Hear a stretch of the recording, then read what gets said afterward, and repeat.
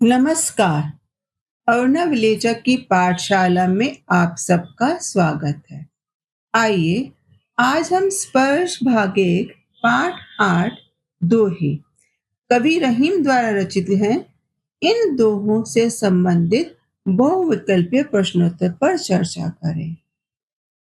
यहाँ आपके पास कुछ प्रश्न दिए गए हैं। उन प्रश्नों के आपने सही विकल्प चुनने हैं। प्रत्येक प्रश्न को मैं स्वयं पढ़ूंगी।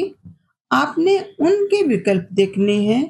तत्पश्चात आपके पास 10 सेकंड का समय होगा और आपने उन प्रश्नों के सही उत्तर को चुनना होगा।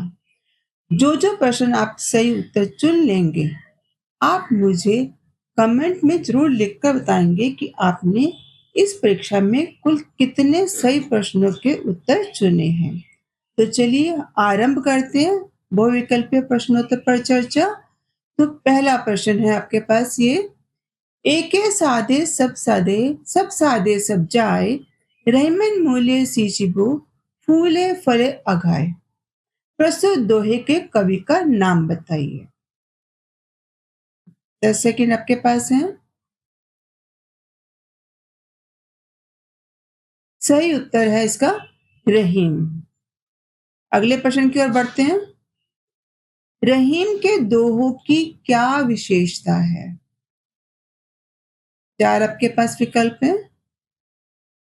आप उनको विकल्पों को देखा, आपको समय मिला 10 सेकंड का।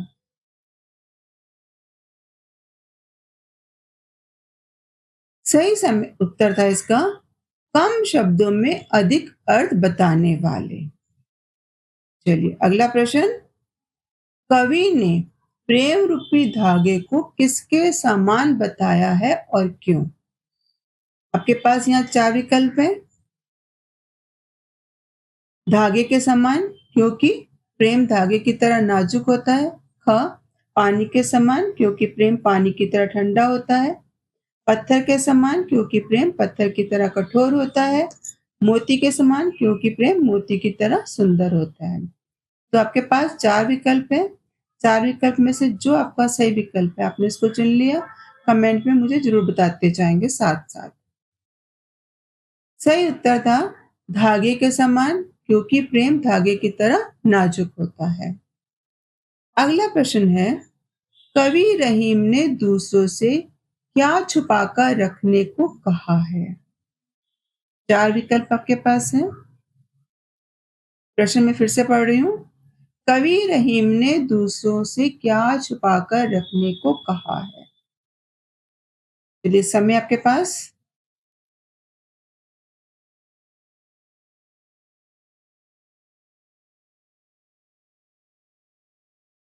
सही उत्तर था अपनी व्यथा, यानी अपनी मन की पीड़ा को दूसरों से छिपाकर रखना चाहिए। प्रश्न 5, कवि ने ऐसा क्यों कहा है कि हमें अपने मन की व्यथा दूसरों को नहीं बतानी चाहिए? पिछले प्रश्न में तक क्या छिपा कर रखनी चाहिए? मन की व्यथा। और वो कहते हैं क्यों हमें नहीं बतानी चाहिए, उसके पीछे कारण क्या है? तो 4 विकल्प आपके पास है। आपको इन चारों में से एक चुनना है। समय दिया जा रहा है आपको अभी।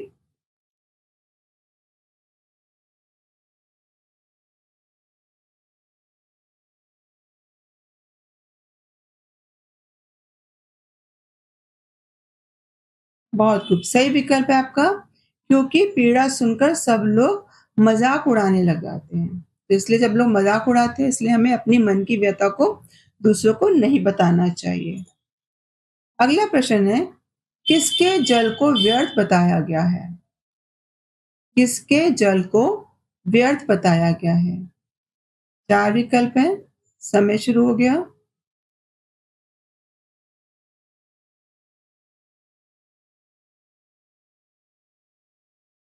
सही उत्तर था सागर के अपार जल को, क्योंकि वो किसी की प्यास नहीं बुझाता है। जबकि कीचड़ का युग कितने जीवों को पानी देता है, कितनों को तृप्त कर देता है। तो सागर के जल को कवि ने व्यर्थ बताया है। अगला प्रश्न, कवि ने प्रेम के बंधन को कैसा बताया है? कवि ने प्रेम के बंधन को कैसा बताया है? 4 विकल्प आपके पास हैं। समय शुरू हो रहा है आपका अभी 10 सेकंड का।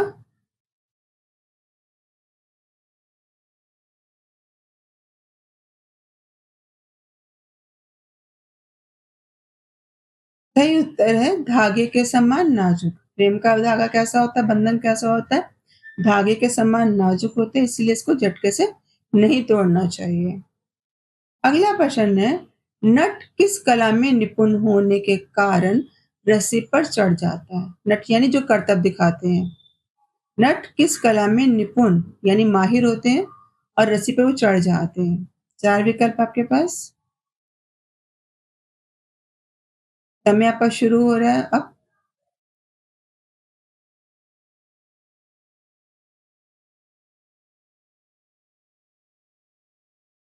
सही उत्तर है कुंडली मारकर शीर्ष खोलने की कला में। कुंडली मार लेते हैं और फिर चढ़ जाते हैं रस्सी पर। अगला प्रश्न है, चित्रकूट का महत्व बढ़ने का मुख्य कारण क्या है? चित्रकूट का महत्व बढ़ने का मुख्य कारण क्या था?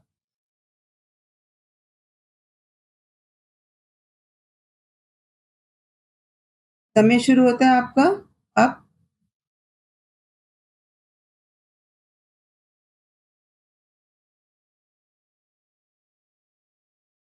सही उत्तर है वनवास के दौरान श्री राम चित्रकूट में रहते थे। जब वनवास मिला था उस समय वो चित्रकूट में आकर रहे थे। ऐसे में चित्रकूट का महत्व बढ़ गया था। प्रश्न 10, चित्रकूट में लोग किस लिए आते हैं?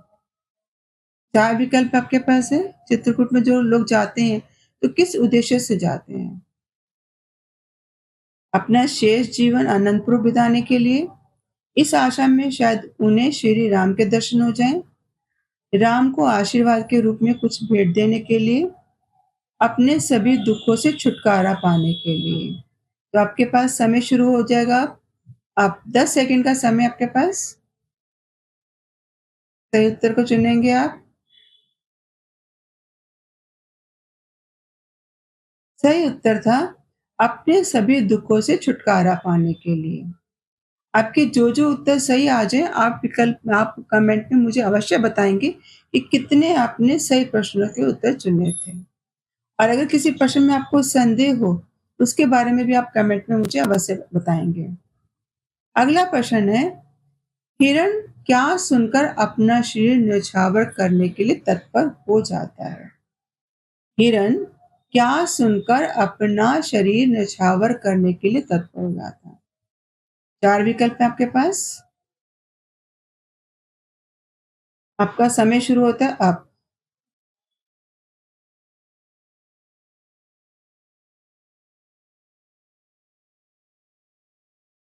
सही उत्तर है संगीत के मधुर स्वर को सुनकर। संगीत का स्वर सुनकर हिरण आकर्षित हो जाते हैं और वो जो है स्वयं खींचे चले आते हैं। ऐसे में शिकारी बधिक उनका वध कर देते हैं, उन्हें मार देते हैं। अगला प्रश्न है, इनमें से कौन चित्रकूट में रहने गए थे? इनमें से कौन चित्रकूट में रहने गए थे? 4 विकल्प आपके पास।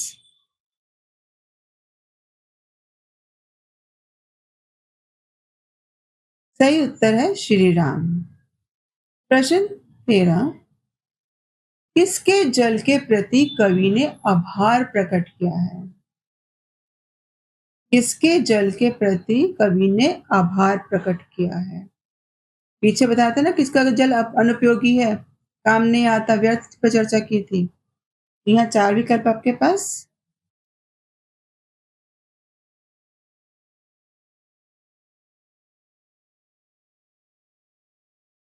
सही उत्तर है कीचड़ के जल को, क्योंकि ये कई जीवों की प्यास बुझाता है।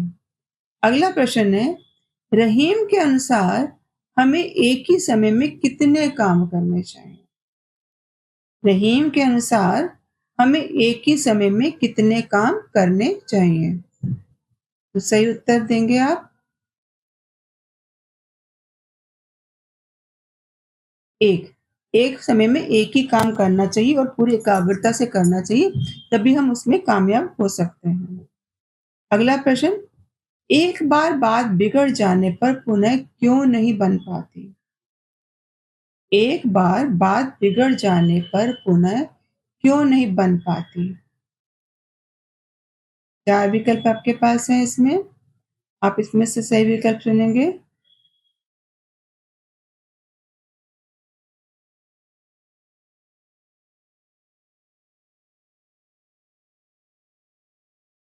सही उत्तर है क्योंकि मन में कड़वाहट आ जाती है। एक बार मन में कड़वाहट आ जाए, तो फिर वो बात दोबारा बन नहीं पाती है।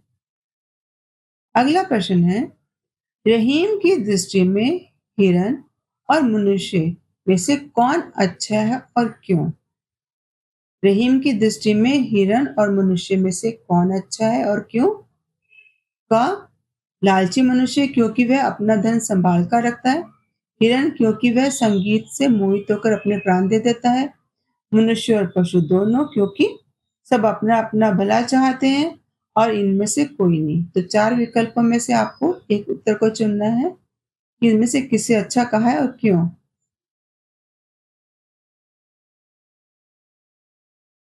सही उत्तर है हिरण को क्योंकि वह संगीत से मोहित होकर अपने प्राण दे देता है। अगला प्रश्न, रहीम ने फटे दूध की तुलना किससे की है? रहीम ने फटे दूध की तुलना किससे की है?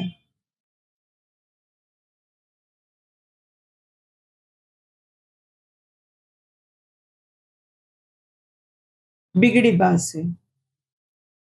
बिगड़ी बात से जैसे फटा दूध दोबारा नहीं बन सकता, बिगड़ी बात दोबारा सुधर नहीं सकती है। अगला प्रश्न, बात के बिगड़ने पर क्या होता है? बात के बिगड़ने पर क्या होता है? बात को कई दिनों के लिए टाल दिया जाता है, बात को हमेशा के लिए दबा दिया जाता है, बात बिगड़ने पर कुछ समय बाद बात बन जाती है या बात के बिगड़ने पर फिर वह बात नहीं बनती। तो चारों में से आपको एक विकल्प चुनना है।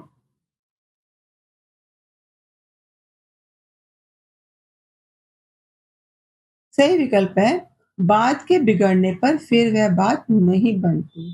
दोबारा बन ही नहीं सकती अगर कोई बात एक बार बिगड़ जाए तो। अगला प्रश्न है, मनुष्य के संदर्भ में पानी का क्या अर्थ है? मनुष्य के संदर्भ में पानी का क्या अर्थ है?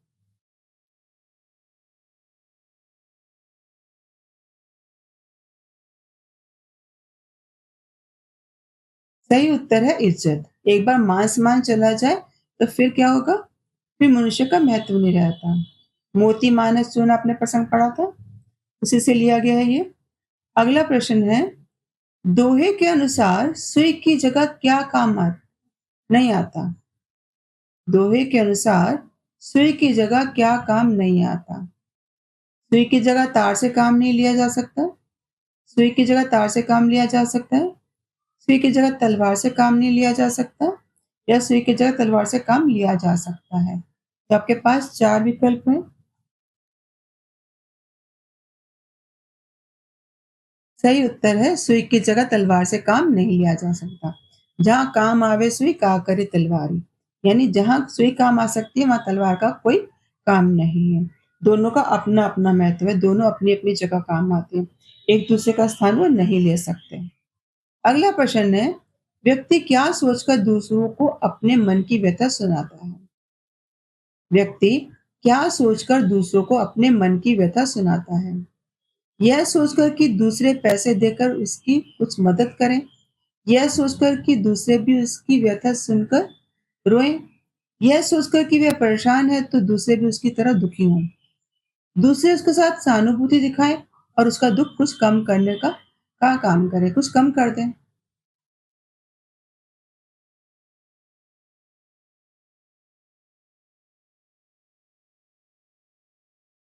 सही विकल्प है, दूसरे उसके साथ सहानुभूति दिखाएंगे और उसका दुख कुछ कम हो जाएगा। यह सुनकर लोग अपनी व्यथा सुनाना चाहते हैं, लेकिन दूसरे क्या करते हैं? उसका मज़ाक उड़ाना शुरू कर देते हैं। जबकि वो तो आशा करता है कि मैं अपना दुःख सुनाऊँगा तो शायद दूसरे सुनेंगे, सहानुभूति दिखाएँगे और उनका कुछ दुःख कम हो जाएगा। लेकिन दूसरे क्या करते हैं, मज़ाक उड़ाते हैं, इसलिए कभी कहते हैं, दूसरों को अपनी मन की व्यथा कहनी भी नहीं चाहिए। अगला प्रश्न है, कवि के अनुसार किसी भी कार्य की सिद्धि किस प्रकार संभव है? जब हम अनेक कार्य एक साथ करते हैं, जब हम एक कार्य में पूर्ण एकाग्रता के साथ मन लगाते हैं, जब हम अनेक कार्य मन लगाकर एक साथ करते हैं, जब हम सभी काम पूरी मेहनत और लगन के साथ करते हैं।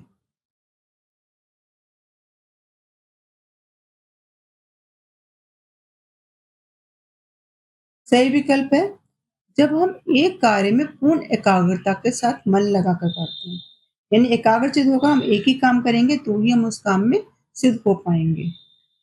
अगला प्रश्न है, एके साधे सब सधे सब साधे सब जाए, इस दोहे के आधार पर बताइए कि कवि किस मत के समर्थक थे? द्वैतवाद, अद्वैतवाद, एकैश्वर्यवाद और अध्यात्मवाद। आपका समय शुरू होता है अब।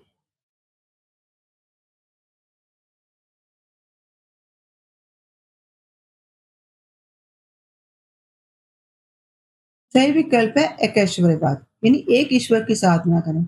एकों को साधोगे तो सब सज जाएंगे, अलग अलग ईश्वर को साधते रहोगे तो नहीं होगा। अगला प्रश्न है, पानी गए न उबरे मोती मानस चून, इस पंक्ति में कौन सा अलंकार है? पानी गए न उबरे मोती मानस चून, इस पंक्ति में कौन सा अलंकार है?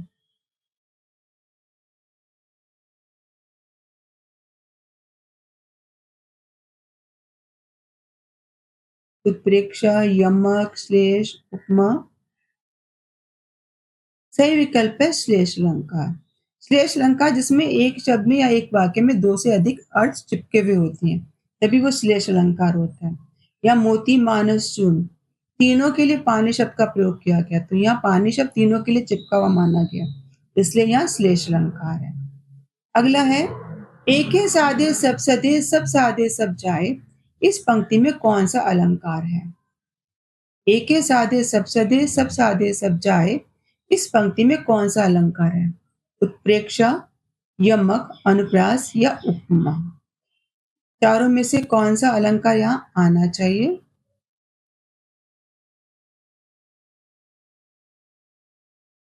सही विकल्प है इसमें अनुप्रास। अनुप्रास अलंकार वहां होता है जहां व्यंजन वर्ण की आवृत्ति होती है, यानी एक ही व्यंजन वर्ण कोई भी बार बार आ रहा हो। तो यहाँ कौन सा व्यंजन वर्ण है? सा। साधे में सा, सब सा, फिर सा वर्ण की आवृत्ति हो रही है। साधे सब सधे सब साधे सब। अब यहाँ 6 बार सा शब्द की आवृत्ति हो गई है। तो जहाँ व्यंजन वर्ण की आवृत्ति हो वहाँ अनुप्रास अलंकार होता है। आशा है आप लोगों को आज की जो बहुविकल्पीय परीक्षा थी बहुत आनंद आया होगा। आपने अपने प्रश्नों को नोट किया होगा, कितने आपने सही किए, कितने आपके अशुद्ध थे, गलती की थी। आप कमेंट में मुझे ज़रूर बताएँगे कि इस वाली बहुविकल्पीय परीक्षा में आपने कुल कितने अंक अर्जित किए। और आप क्या ऐसे ही और जो है बहुविकल्पीय परीक्षा की आशा करते हैं?